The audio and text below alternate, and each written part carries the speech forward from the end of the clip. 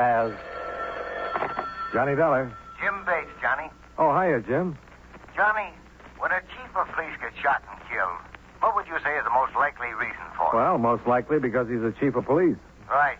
Only I've got a hunch on this one. Like what, Jim? The insured the chief was middle-aged, shot to death with his own gun in his own house. The beneficiary, his wife, is 27. They've been married 8 months. The policy's been in force 7 months. The face value is $50,000. And the wife filed a claim on it only 24 hours after he was killed. Well, fast girl. She didn't waste any time. What do you think, Johnny? Same thing you do. Maybe I'd better look into it.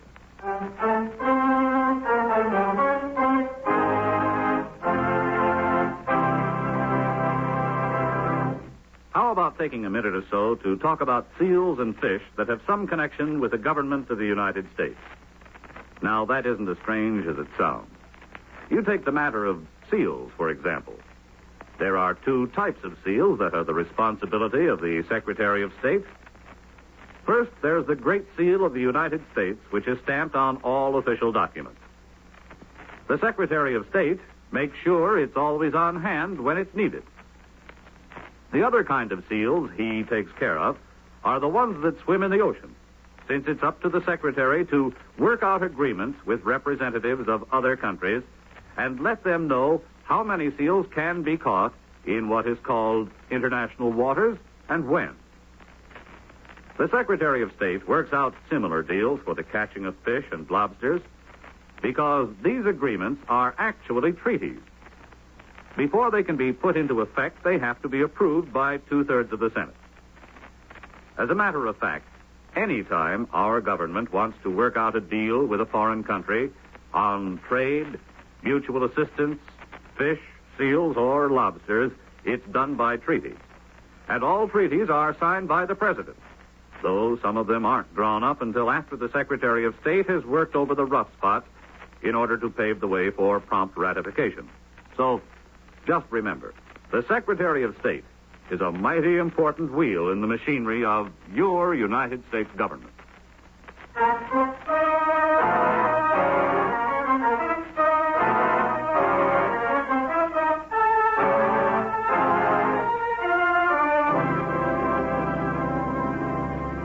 Expense account submitted by Special Investigator Johnny Dollar to Home Office, Commonwealth Mutual Assurance Company, Hartford, Connecticut. The following is an accounting of expenditures during my investigation of the Dan Frank matter. Expense account item 1, $76.40. Transportation to the Great Lakes town of Middleborough and taxi to the home of Dan Frank, former chief of police, now deceased.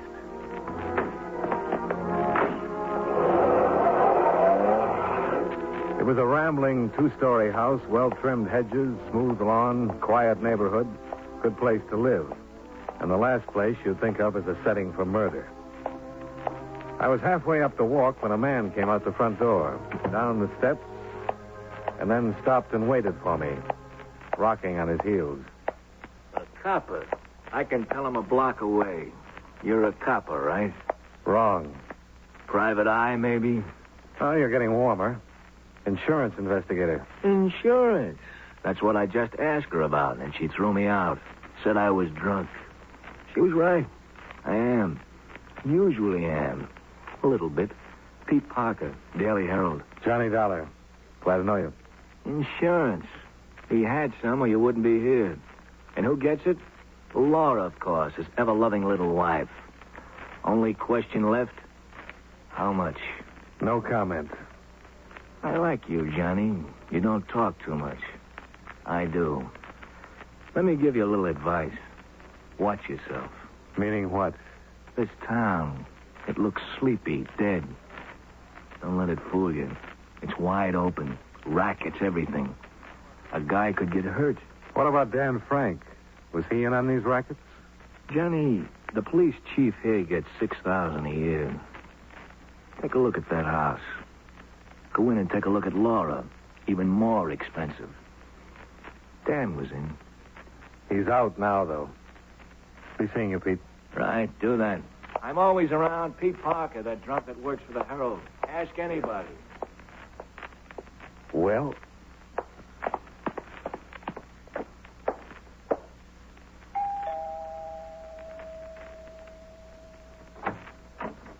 Mrs. Franks? Yes? Johnny Dollar is my name. I'm representing the insurance company. Oh, come in, Mr. Dollar. I hardly expected them to pay so promptly. I'm not here to pay you, Mrs. Frank. I'm an investigator. The company wants a little more information about your husband's death. Why? I told them everything in the claim I sent. I know, but there are always a few They're details. trying to get out of it. I know how those companies operate. Oh, you've had experience with them before? No, of course I haven't, but... What information? What is it you want to know, Mr. Dollar? Well, how it happened, for one thing. Right here. This is where he fell. His gun was laying beside him. Someone had taken it from the table there by the door and waited for him to come down the stairs. Middle of the night, wasn't it? Why did he come downstairs? I'd heard a noise. I woke him up and he came down to see about it. Mm-hmm. Were the lights on? Not down here. I turned on the hall light upstairs and then the shots. 4 or 5 of them. Someone ran out the front door. And got away without being seen? Yes. Who do you think that someone was, Mrs. Frank? I don't know. Dan had a lot of enemies, of course, because of his job, but I don't... What about his friends? You suppose they could have done it? I don't know what you mean. Well, who were his friends? Who heads up the rackets here in Middleborough? What racket? Okay. Without your cooperation, though, it's going to take a lot longer to get this settled. Tell me something. Does the insurance company think I'm the one who killed him? Well, I think 24 hours is pretty fast for a grief-stricken widow to shoot a claim into the office. I'm not grief-stricken, Mr. Dollar. So I've noticed. You go see Max Bealey. Talk to him. Max Bealey? The city attorney. Get his story before you jump to conclusions. See if he thinks I'm guilty. All right, I will. Then we'll talk. Afterward. Maybe I'll even cooperate. Maybe you will be a little nicer to me.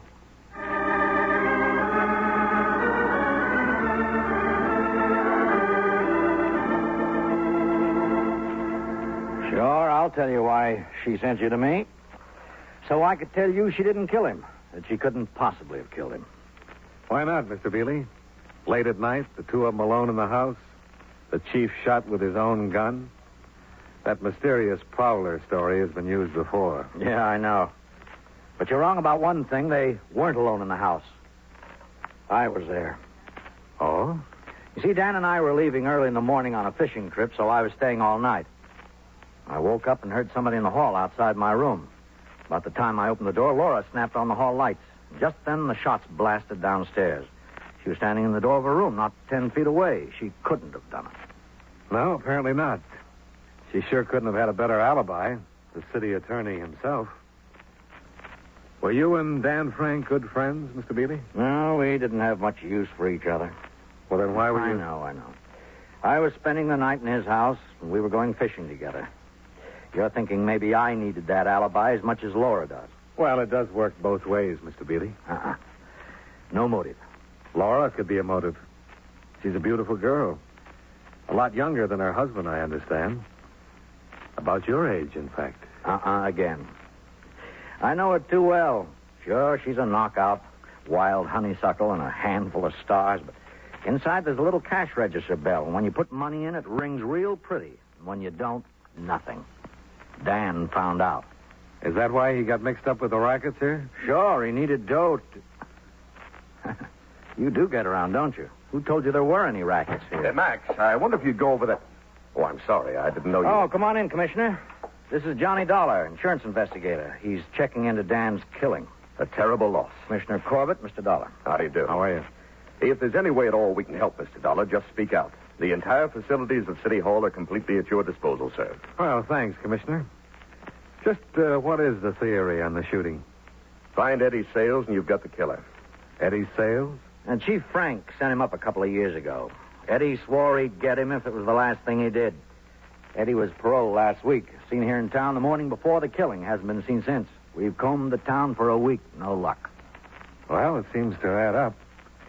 Would Mrs. Frank know anything about the rackets her husband was tied up with? Rackets? Why, that's... No, Commissioner. He's been talking to people. Found out our fair city's not as lily white as it looks. Oh. Well, then there's no point in trying to cover it up. It's true, Mr. Dollar. Unpleasant as it is to admit it. Any idea who's back of them? Not enough to talk about. If I did, I'd be talking about it in court. Find Eddie Sales, Mr. Dollar. That's the key to both the killing and the rackets. Find Eddie, and you can wind this up in 10 minutes.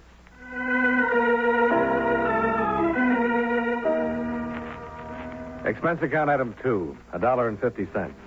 Taxi from City Hall back to my hotel. I kept trying to make sense out of what I'd learned, but got nowhere. Everybody blamed Eddie Sales, the ex-con with a grudge. Only Eddie wasn't around.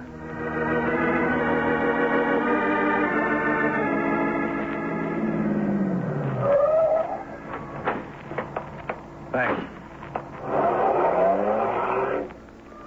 Well, I still wasn't any closer to an answer when I got out at the hotel. I watched the taxi pull away and then started across the walk toward the entrance. It was Laura Frank, parked at the curb a few yards away. I've been waiting for you, Johnny. Oh, have you? I wanted to talk to you. Why don't you get in? Okay. Did you talk to Max? Yeah. He gives you a pretty strong alibi. I could have told you myself, but you'd have checked with him anyway. Yeah, I imagine I would have. You're not being any nicer, Johnny. Is that what you wanted to talk about? Maybe. I'm ready to be nicer. Oh? And how about cooperative? That too, Johnny. And tell me why you didn't mention Eddie Sales when I talked to you earlier. Why should I? I don't know that it was Eddie. I suppose it was. Everybody's sure of it. But I don't know it was him. I see. Forget him, Johnny. If the police can't find him when they know the town inside out, it's a sin sure. Get down, quick.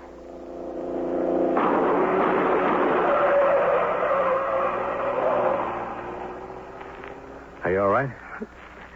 Yes, I guess I am. Why, Johnny? Why would they want to kill you? How do you know it was me they were shooting at? No. No. Something to think about, isn't it? You feel any more cooperative? I've got to get out of here, Johnny. I'll talk to you later. I've got to get out of here.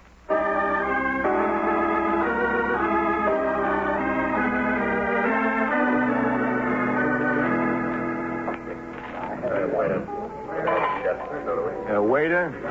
Yes, sir? Another scotch and soda. How about you, Johnny? Well, thanks, Pete. Not right now. Oh, I forgot to ask. How did you find me? Called the paper. They gave me the names of 3 bars. I was lucky on the first try. A reputation is a wonderful, wonderful thing. Well, Johnny, what else you want to know? More about Laura Frank? Why? She's got an alibi. I know. And somebody tried to knock her off a couple of hours ago. Not necessarily. She could have been setting me up for that one. Possible. Huh? Hey, Arthur. Oh, thanks. Laura Frank hates champagne, but always orders it. It costs more. A pink and gold doll in spangled tights. A 4-star tramp. Ex-dancer at the Cosmo Club. Ex-girlfriend of Eddie Sales until Dan... Girlfriend of Eddie Sales? Oh, sure. Sure, hadn't you heard about it? That's why Eddie swore he'd get Dan. Claimed he was being framed. Maybe he was. Maybe Laura suggested it to Dan. Eddie had done all he could for her by then. Why do you hate her, Pete?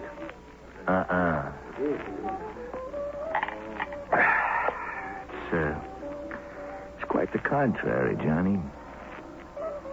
I'm in love with her. Always will be. She was my girl before she met Eddie Sales. Oh. Oh, waiter. It's a screwy case any way you look at it, Johnny. That gun, for instance. I guess you heard? No. What about it? Well, they found it lying beside Dan's body.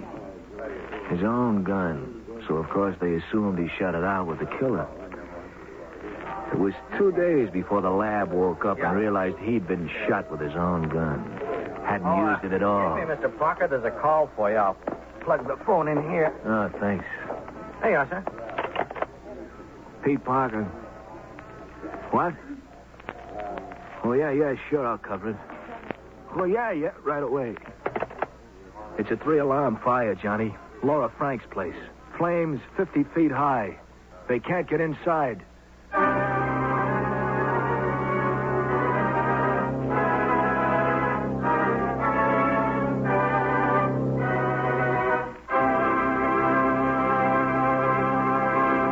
You know, many great men have attained the highest office in our land, the presidency of the United States. Can you guess the name of this man? The son of a president, he served his country as diplomat, lawmaker, and Secretary of State before becoming president himself. His excellence as a speaker won for him the nicknames of Old Man Eloquent and the Walking Vocabulary.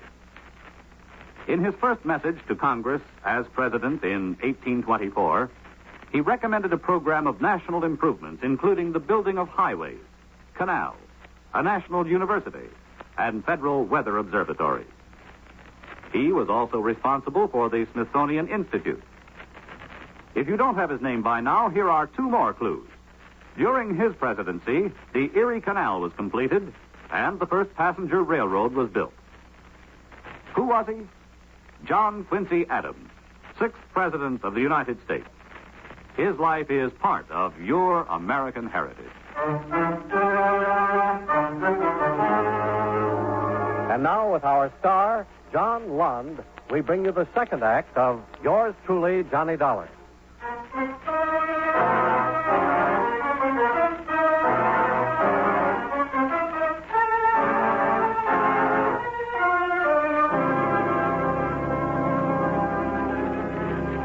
Expense account item 3, $6.20. Refreshments for Pete Parker of the Daily Herald. And taxi to Laura Frank's house in the suburbs. Marked now by a pillar of flames visible for blocks. The whole outside shell of the house was blazing, and the firemen couldn't do much of anything but try to keep it from spreading and hold back the crowd that had collected on the street and lawn. It's terrible, Mr. Dollar. Simply terrible. A total loss. Yeah, it looks that way. And what about Laura, Commissioner? Where's Laura Frank? Oh, she's all right, Pete. Got out before it really caught. She's over there in the car with Max Bealey. Where? Oh, yeah. Well, we'll see you later, Commissioner. You coming, Pete? Yeah, right with you. A terrible thing. Just terrible. Pardon me, please. Come on, let us through, please. Pardon us, please. Come on. Johnny, you were right. It was me they were after, and now they've tried again. Yeah, could be. Oh, hiya, Mr. Bealey. Well, another one for you, Mr. Dollar. The house is insured, too. Oh, it was awful. I came home and lay down on the sofa, and I guess I dropped off to sleep. I woke up with flames all around me. I was just lucky to get out. You've always been lucky, Laura. Pete, I can get along without any remarks from you. Sure you can, baby. You're getting along real fine. Too bad the car wasn't in the garage. Then all your assets will be converted to cash. Nice, green, bloody cash. Shut up, you drunken fool. Go away from here and leave me alone. Why? You can afford me now. Get out. Get out of here before I do Take it easy, both of you. I'm sorry. Lost my head. How do you figure, Mr. Dollar? I mean the fire. Eddie's sales? Well, it kind of looks that way. He got Dan Frank a week ago and came back and tried for Laura tonight. Where the devil's he been hiding out, though? I've gone over this town foot by foot. Hard to tell. That came from the house. Ammunition, maybe. The chief probably had some... There's somebody coming out by the cellar door. He's carrying a gun. Look, he's fallen on the ground. Come on. How can anybody come out of that alive?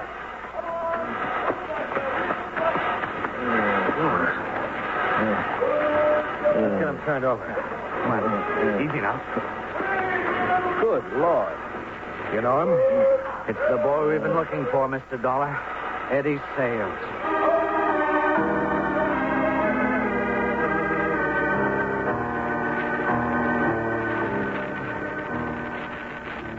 Well, I don't know. I can't promise anything, gentlemen.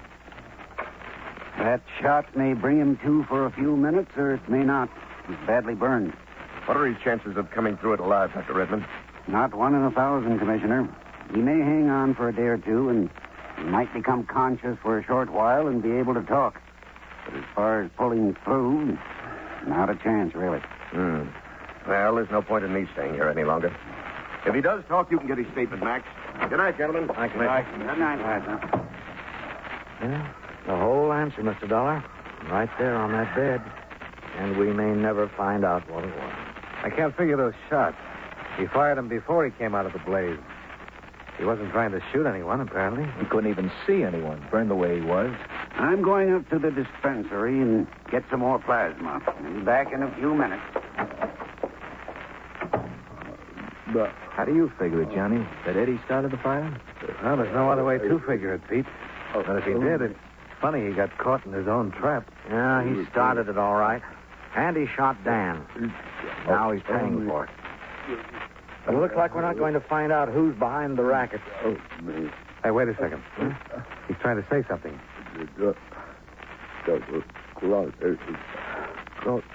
Who double-crossed you, Eddie? Eddie? Eddie, can you hear me?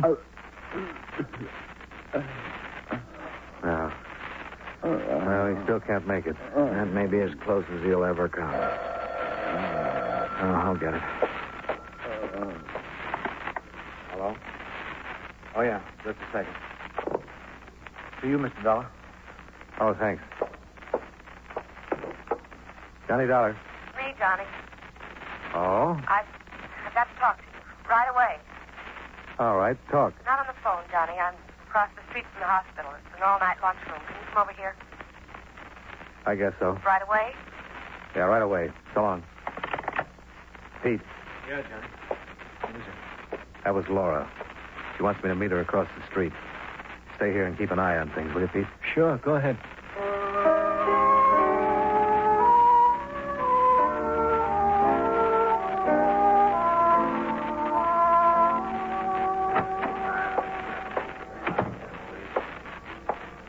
Here, Johnny. Over here in the booth. Now, what's in your mind, Mrs. Frank? Sit down, Johnny. Come on. Thanks. You had to talk to me right away. Well? Look at me, Johnny. I'm not so bad, am I? In looks, you mean? Oh, no. You're a pink and gold doll. A handful of stars. That's what a couple of guys said today. And I guess it fits. I don't care what a couple of guys said. What do you say, Johnny? You look great, Mrs. Frank. Terrific. Now, if you'll excuse me... No, wait. Johnny, I'm in the clear on this. You know that. The night my husband was killed, I've got an alibi nobody could shake, right? Well, I'm convinced that you didn't pull the trigger, if that's what you mean. And you could convince the insurance company, too, if you would. We could have this over and settled. Yeah, they'd go pretty much on my report. Why don't you be nice and turn in a real good report? Well, we get some answers first, Mrs. Frank. Straighten out some of the coincidences. Like the fact that you heard the noise and woke up, that you sent Chief Frank downstairs, and you turned on the upstairs lights behind him and made a perfect target out of him. Let's hear what Eddie Sales has to say before I file a report. Suppose Eddie dies without talking. Well, in that case, you probably will be in the clear. And now, if you'll excuse Johnny, me... I'll give you $10,000. Make that report. Now. You are anxious, aren't you? I just want to get it settled and out of the way. Pete. Johnny, one of the firemen I know just came by the hospital. They found out why Eddie Sales fired those shots. The cellar door was padlocked on the outside. He shot the lock off to get out. And Eddie didn't set the fire. He was locked in the basement. So he was the one who was supposed to die in it. Right, Mrs. Frank? I don't know what you're talking about. What did you want to see me about, Johnny? See you about. Oh, yeah. You just phoned the hospital and said to come right over here, that you wanted to see me. Come on, Pete. Let's get back over there.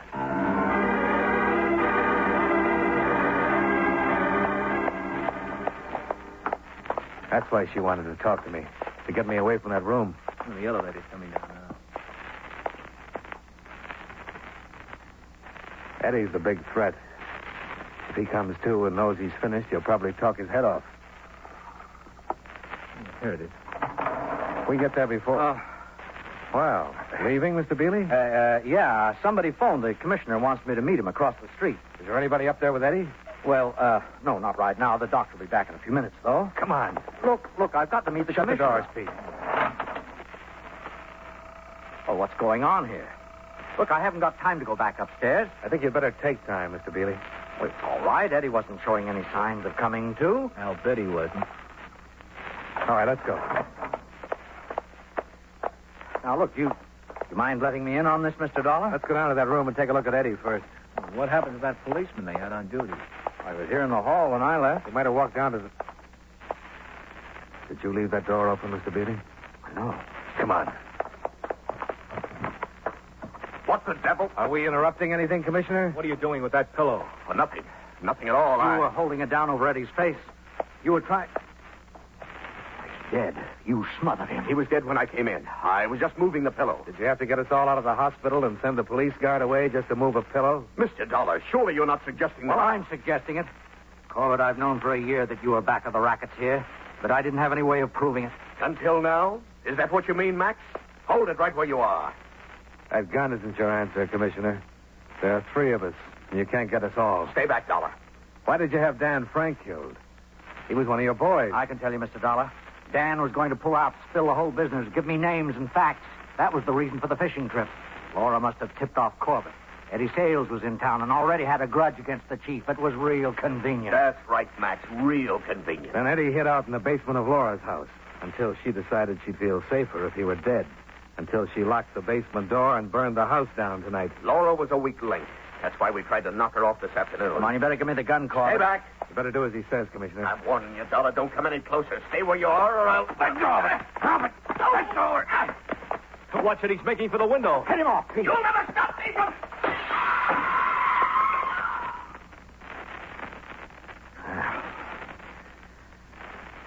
He got out of being prosecuted. We don't have any defendants left, Max. Laura. Eddie Sales is dead, Commissioner Corbett, and Dan, too. No witnesses and nobody to prosecute. He still has you, Mrs. Frank. Accomplice to murder. Johnny, no witnesses. She's right, Mr. Dollar. I couldn't build a case against her. With this, you can. With what? Well, she intended it to be an insurance claim, but it's actually a confession. All signed and witnessed. What are you talking about? It's all filled out with a complete story of what happened. It says, we found my husband's body at the foot of the stairs. He'd been shot and killed with his own gun. Dollar, I don't quite see what... This claim was in the main office of the insurance company less than 24 hours after Dan Frank was killed. But the police didn't find out he'd been shot with his own gun until 2 days later. How did you know it, Mrs. Frank?